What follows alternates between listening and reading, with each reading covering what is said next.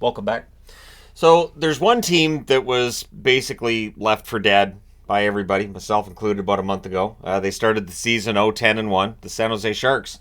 But since then, something has changed. So whether we can trace it back to Mike Greer reading them the riot act and letting them know this is unacceptable and guys are going to have to go, whether it's small additions like Justin Bailey, Kalen Addison, or just a change in how they're approaching the games, it definitely feels like those back-to-back embarrassments on November 2nd and November 4th really changed things. So they lost 10-1 to Vancouver and 10-2 to Pittsburgh in those back-to-back games. And they were the butt of many jokes, and that's kind of how that works. But the players, whether it's through their own pride that they pick things up, or it's through talking to the GM, or whether it's something the coaches did, things changed. So their first win comes November 7th at home against Philadelphia. It was a 2-1 win. Blackwood saves 38 out of 39. Philadelphia is a good team. Philadelphia right now sitting 4 games above NHL 500 and showed Arizona last night. Yeah, they're pretty good. And they showed that in the back-to-back victories against Pittsburgh. This is a team that was expected to be, rebuilding this year, and it hasn't worked out that way. Now, their next win at home is against the Oilers, the 3-2 win. Blackwood saved 39 out of 41. So that's back-to-back really strong games by Mackenzie Blackwood, who has been excellent for them.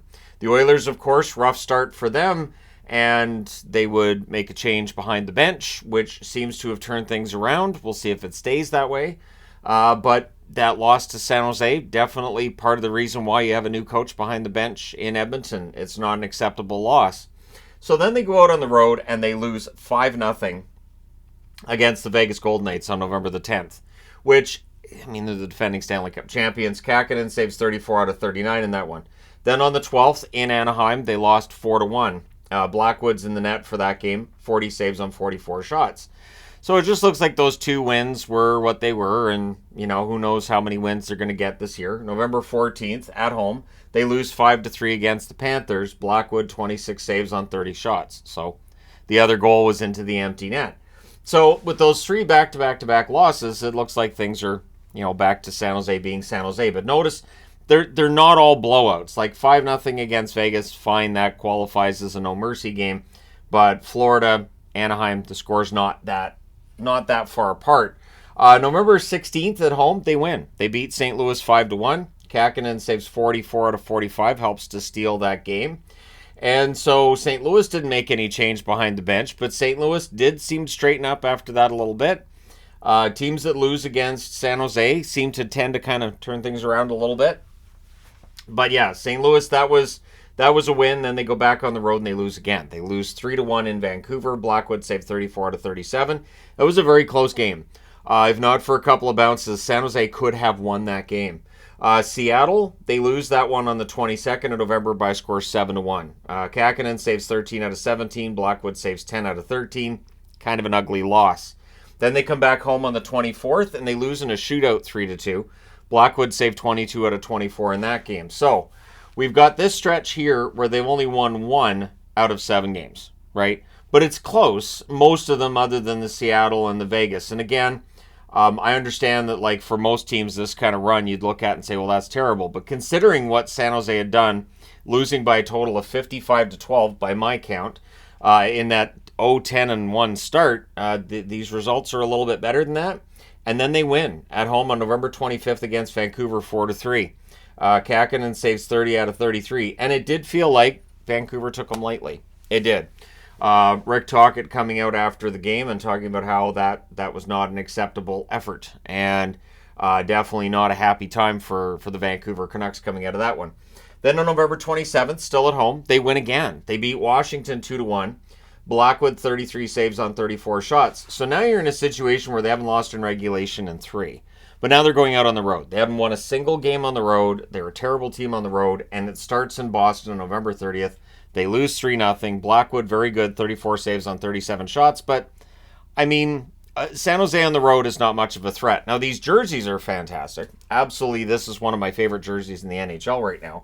But and then the next night they're in New Jersey, so they win.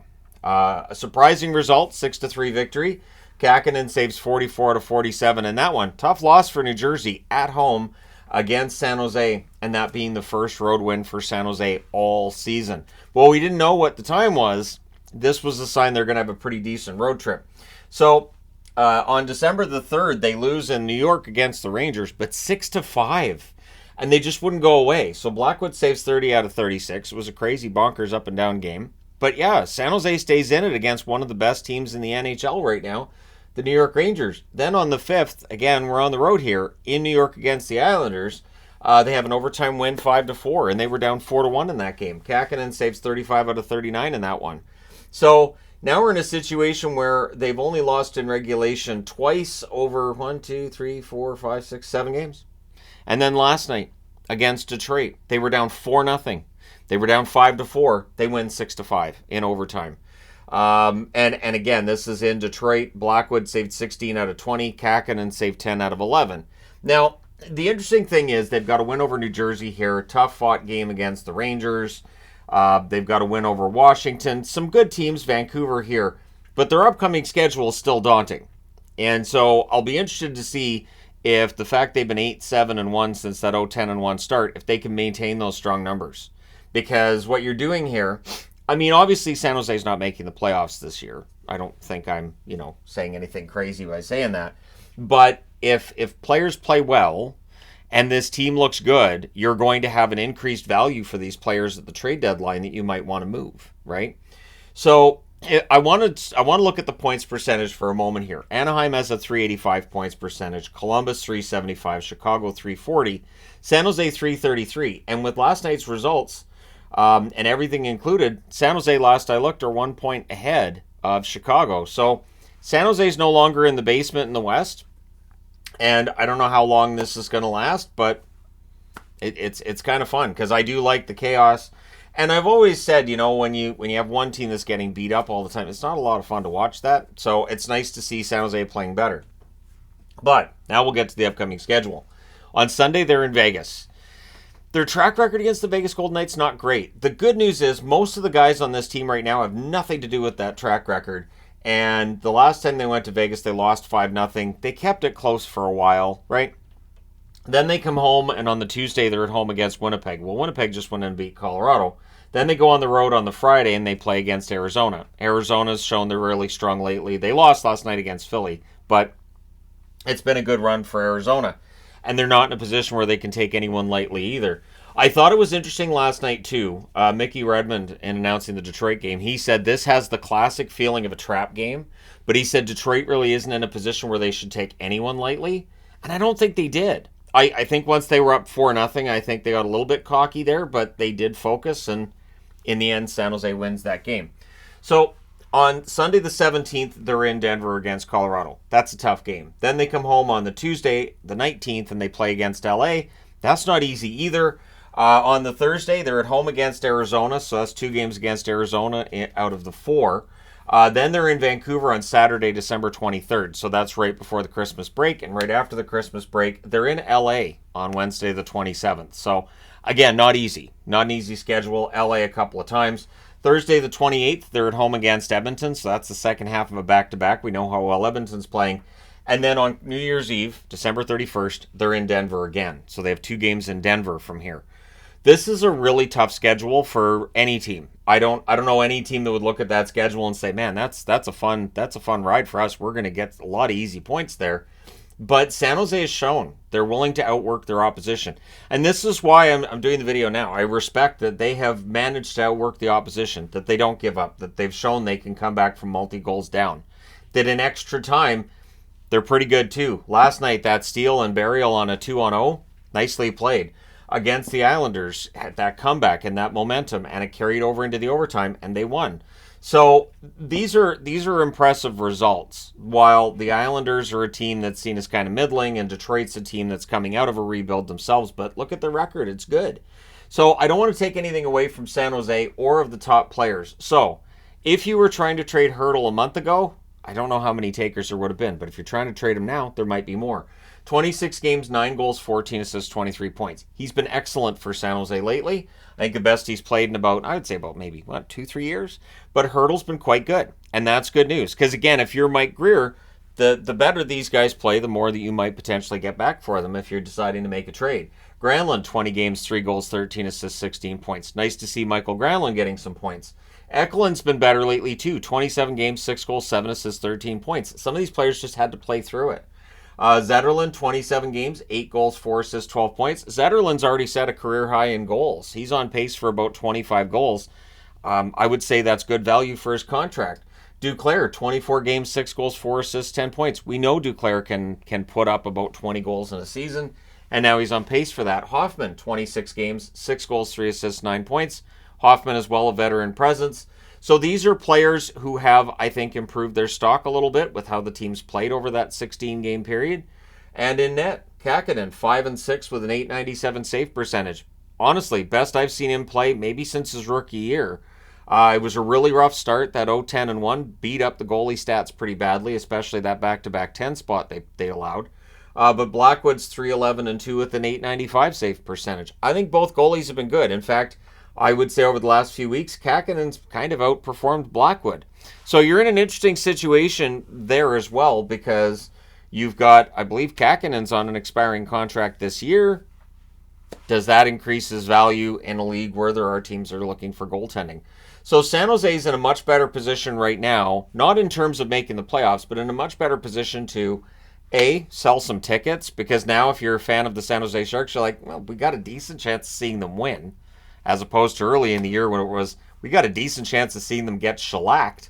But hey, the beer's nice. But anyways, this is a team now that you might have a chance to see them win. You might have a chance to see some of these young players coming up and playing and doing well. Again, I think Addison's been a really strong addition for them. He gave them that offense on the blue line that they lacked. I think that Justin Bailey has shown his value through, I think it's just the 6 games he's played so far, but he's played well.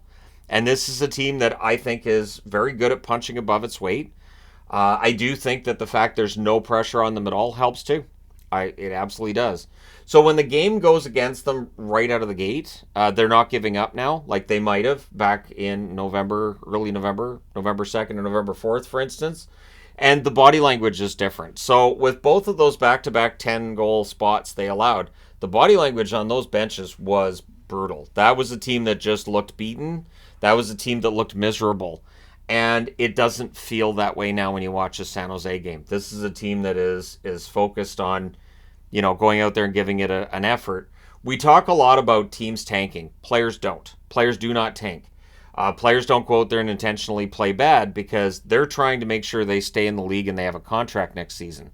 They want to make sure that they're in a position where they're going to remain at the National Hockey League level and not get demoted to the AHL or end up playing over in Europe when their dream is to be a National Hockey League player. So it is in the best interest of the players on every single team to put in a strong effort every single night. So it is a GM who will put together a team and think to himself, well, we got a shot at drafting first this year. The team and the coach. The coach doesn't want to lose a bunch of games either. We've seen instances where teams go through rebuilds and there's coaches there for all the really rough years. And then when they decide they're going to get better, they get a different coach. Feels like that's what happened with Detroit with Jeff Blashill. He was there for a while, and then when Detroit was ready to, potentially take that step to get back to the playoff spot, well, Derek Lalonde becomes the coach. And again, whether you're of the mind that David Quinn's a good coach or not, I think David Quinn's done his best job over the last 16 games to get points out of this team, and I think he deserves some credit for that as well. The fact that they don't give up, some of that has to rest on the coaching too. A lot of it rests on your leadership and everything else, but when the day comes that Logan Couture rejoins this team and he's good to go, this could be a dangerous team, and they're just playing spoiler right now. So that's one way to look at their upcoming schedule. They're trying to play spoiler. They're trying to go into places like Denver and Las Vegas and say, hey, we're still here, we're still going to play, and if you don't bring your A game, we can win.